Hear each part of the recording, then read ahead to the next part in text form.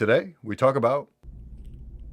Hey, yeah! I used to think that I could talk about this song without getting in trouble anymore. Anyway, flight. Okay, so we made it, folks. Finally got the job. So, as some of you may or may not recall,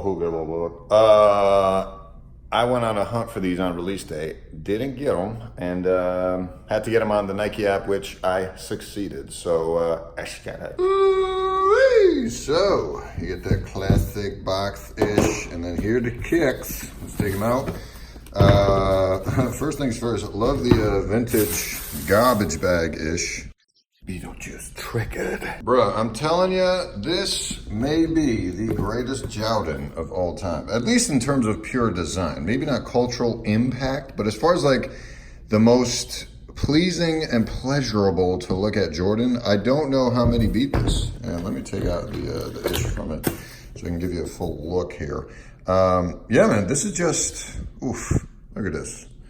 Look at this, you get the tongue, I love the mesh, and then the wings on here.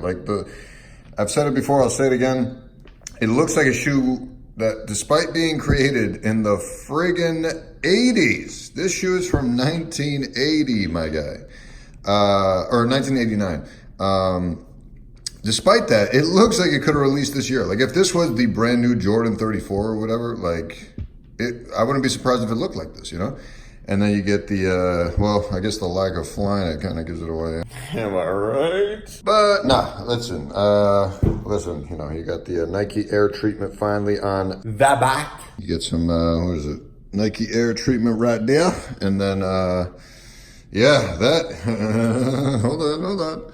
Cleveland triggered. So yeah, we'll get into the history in a minute, but always loved seeing these hang tags on these shoes. Obviously it's gonna come off, but it's kind of cool holding it in this DF form before we start really putting it to use, you know what I mean? But yeah, there's a nice clean, whoa, no! Nice clean look at the sole, ayo. Love the little stores, ayo. But yeah, man, this is just frig. Super classic Jordan in the greatest, if not second greatest colorway of all time. I'm partial to this just because of what Jordan did in it. But as far as like looks go, actually, why don't y'all come with me real quick? Let's get it.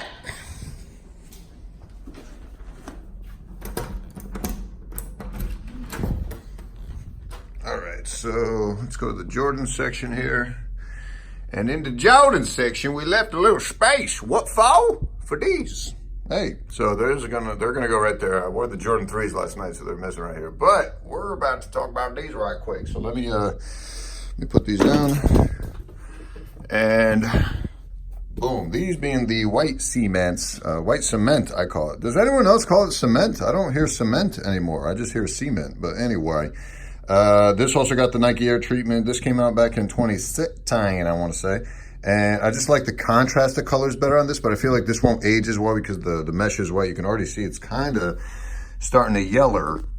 But, you know, it is what it is. So, you know. And, yeah, I mean, just the color blocking compared to the black cement, a.k.a. Bred, which is kind of interesting. I believe this is now the first official shoe that Nike and Jordan brand decided to actually go with the Bred moniker. So that's cool, that's cool. But yeah, I mean, otherwise you see the similarities, but man, oh man, this is just such a special shoe as far as what Jordan did in it. But as far as like lifestyle and like pure look wise, I don't know, man, this is kind of cool because you see the contrast between just black on black is less interesting than gray on white, let alone speckled cement on white. So that's kind of cool. Plus you get some red accents that really pop with a lot of boppage on this shoe because it's mostly white. But that's the problem, man, with white shoes. White shoes age poorly, but on a fresh take, it looked pretty good. So, you know, what are you gonna do? The Nike Airs are pretty similar here. Hold on. Let's put these together. Yeah, there you go. That's cool. That's cool. That's cool. But yeah, man, look at this. See, this is another nice feature about the white cements. They got the what do you call it? The speckling and the cement-ish on the butt, which gives it a lot more interesting character.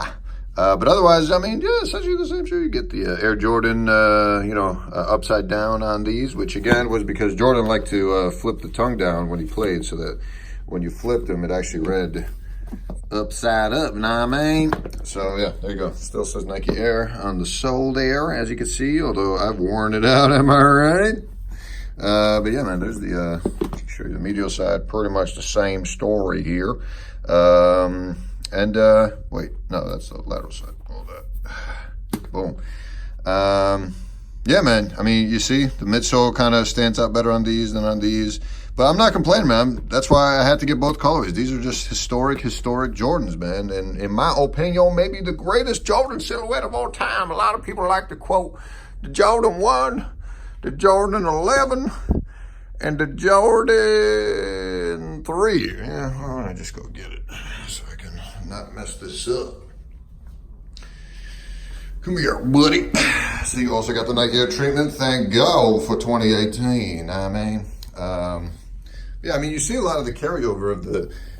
Oh, Jesus, did I already knock this off? Whoops, casualty. But yeah, man, I mean, you can kind of see the carryover from 3 to 4. Very interesting. Thank you, Tinker. This being the first Jordan model with the Air Max bubble, this being the second, obviously coming out a year later. But it is, oh, what it is. Anyway, stay tuned. I'll have a full history video on the Jordan 4 model coming soon, but I just wanted to do a quick comparison. And with that said, we'll see you on the next one. We out. Peace.